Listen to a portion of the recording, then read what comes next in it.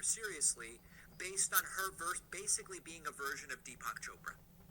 That's the way now, perfectly nice individual. I've had her on the program. I love her whole thing about we need more love and all of it. I love all of it. But this is not something that I'm going to get excited about, and I'll talk a little bit about it, and I know there are people in my audience who like this. The fact that Marianne Williamson... So that's David Pakman, everybody. David Pakman, the fake progressive who... He's the most conservative. He's such a fucking psycho. Look at his eyes. He's dead. Goddamn, David Pakman lost his fucking soul back in the 80s. Has he ever had a soul? Who the fuck actually clicks on David Pakman stuff's like, oh, he's a progressive change maker right there. He's going to get us universal. He's going to get us UBI. Some ranked choice voting. Some more civil liberties. For all you conservative dickholes, at the very least, Marianne Williamson, she's going to maintain and carry on the Eisenhower interstate system, food stamps, Social Security, Medicare, Medicaid, the greenback dollar, the post office, all the things that are working. You keep the things that are working and you throw out the shit that's not working. Marianne Williamson will be able to sign her name to pieces of legislation that she likes and supports and agrees with. She'll be able to cheerlead for the legislation that she hopes to pass. She has an empathetic way of speaking. She feels our pain because she actually does. And when we think of continuity, because, yeah, she's a change maker. She's calling for a lot of change. A couple changes I like. She's calling for a peace department. She's calling for an economic bill of rights. Just those two things by themselves, an economic bill of rights and...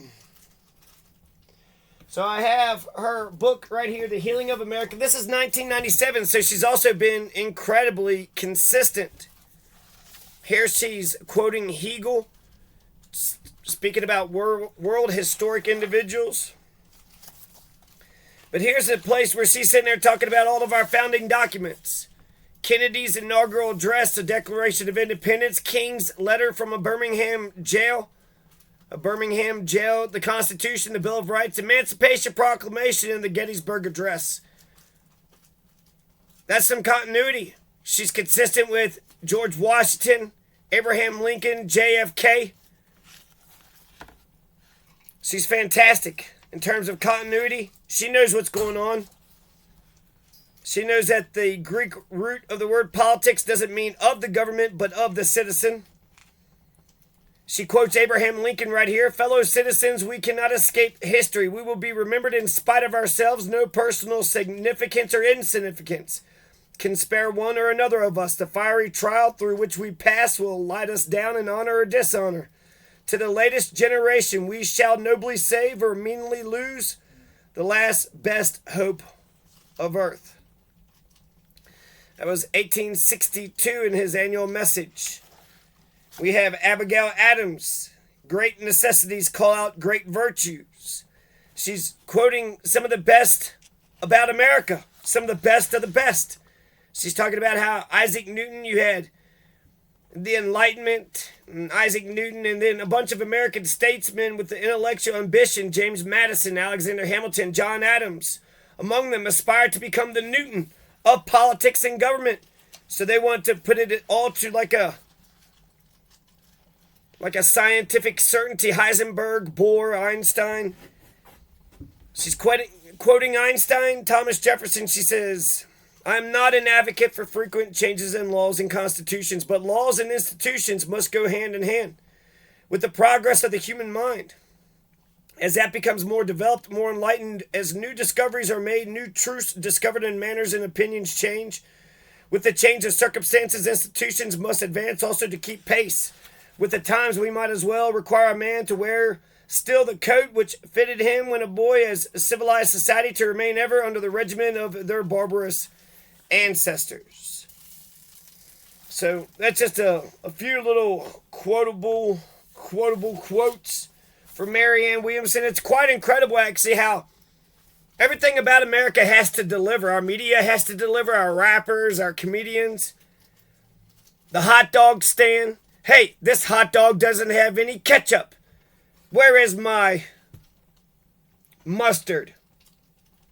There's no horseradish in this tartar sauce. This tartar sauce is without horseradish. You son of a bitch, give me my dollar back. Everybody has to deliver. Every business, but not our government. Everything has to deliver, but not our government. I think we need a smart, enlightened statesman at the helm. We need a philosopher queen. Not a queen, because fuck a sovereign, but a philosopher president, a philosopher goddess. Fuck a sovereign, fuck a terrorist, and fuck a criminal, right? They're all pretty much one and the same anyways.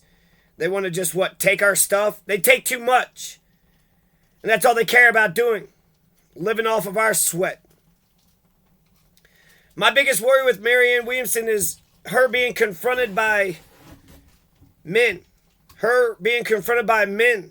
Plutocrats, world leaders, any big man on the street that just some pile of shit who just wants to hurt her. I hope she picks The Rock as her VP, or she's got some rainbow revolutionary entourage around her everywhere she goes.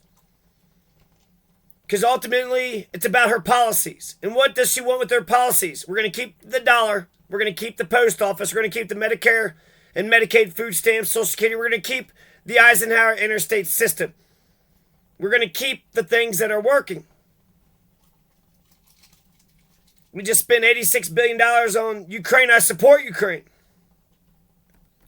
But imagine if we spent that money here on ourselves.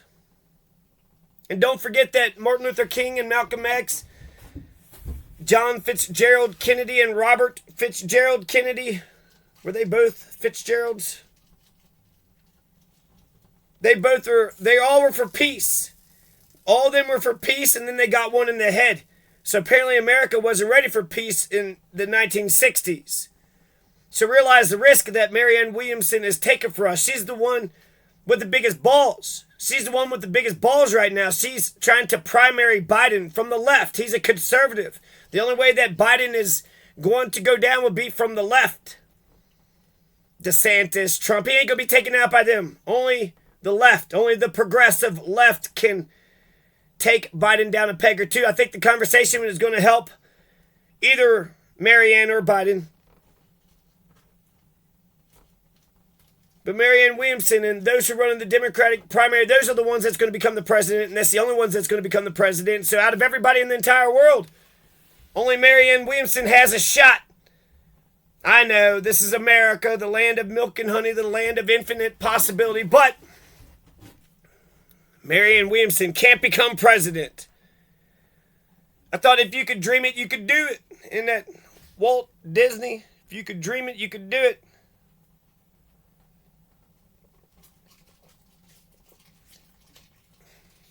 So Joe Biden is just running America like Ronald Reagan. In fact, that's all we had is Ronald Reagan. Since Nixon, maybe Carter only, his empire didn't fire a shot, but we're still capitalistic.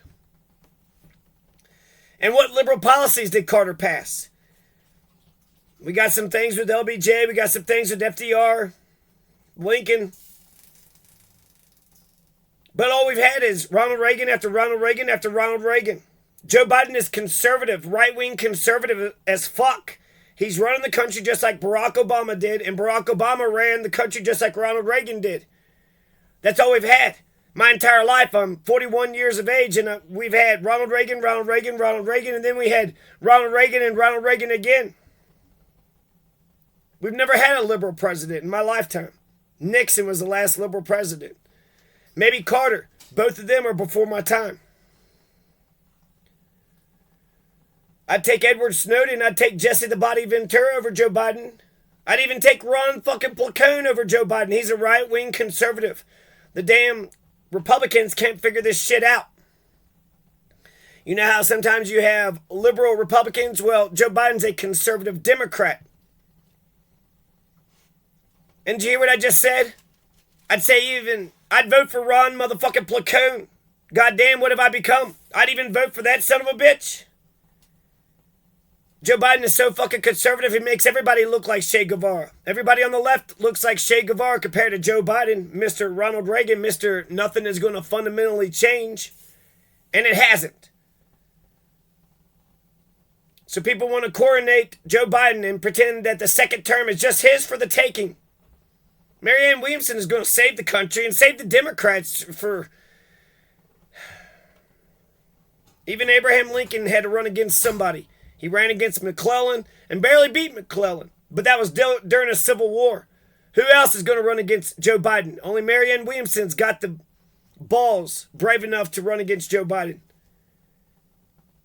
And you know, Teddy Kennedy tried to run against Jimmy Carter.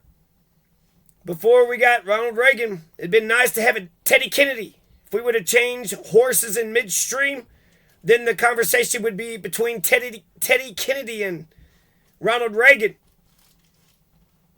And then the last 40 years, we wouldn't have had Ronald Reagan policies. We would have had Teddy Kennedy policies.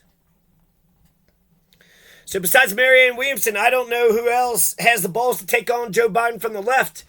Jesse the Body Ventura would take the nomination, but he's in Mexico somewhere. Edward Snowden's still chilling in Russia. I think he'd probably take the position.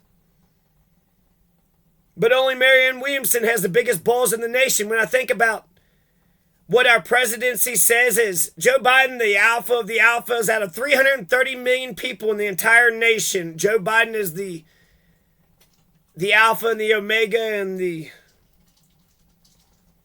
other Greek terms. No, I don't think so. He's very fragile. I don't even know if he would, in a fist fight, Marianne Williamson might take him out. So he's fragile. He's not Muhammad Ali. He's not a boxer. So all you need is courage. All you need is courage and a belief in yourself. And to raise your hand. Marianne Williamson is raising her hand. Besides Marianne Williamson, I don't know who else has the balls to take on Joe Biden from the left.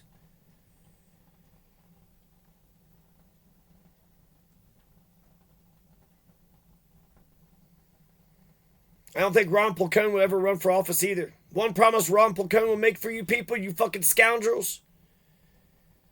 He'll always pretend to be above it all. You piles of petrified bird shit. Marianne Williamson is for a peace department. She's for a 21st century economic bill of rights. I love this plink.